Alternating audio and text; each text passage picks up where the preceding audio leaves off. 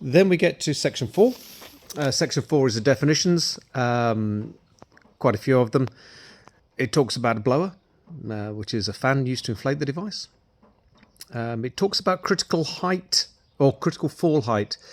When it comes to padding, what's their name for, mats or something like that on the outside, it is the maximum height from which somebody could fall onto that padding and suffer less than a certain amount of deceleration, 200 Gs, I think, if I remember correctly. It talks about continuously blown devices. Most bouncy castles are like that, or sealed ones. You could imagine some units being hybrid of both, or something where you inflate it and it just stays up.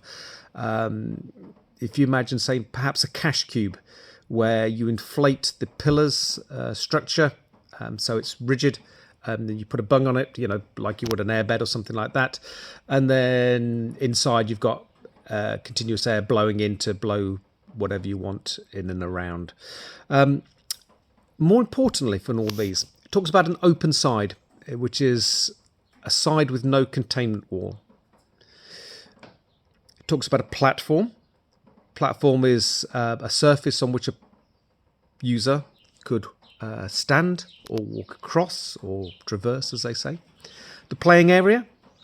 It's a part of the device which is used by patrons purely for the task, or purely for the purpose of doing what the bouncy castle or the inflatable is intended for.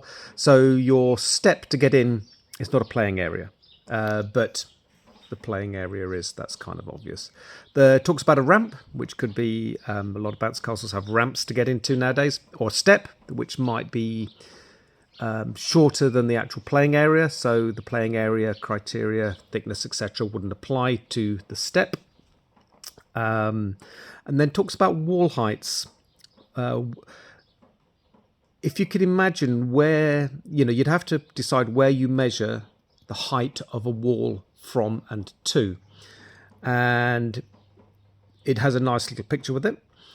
And basically, if you've got a wall on a bouncy castle, the next part of the bouncy castle might be sort of curved, might it? The bouncy castles are sort of curved like that.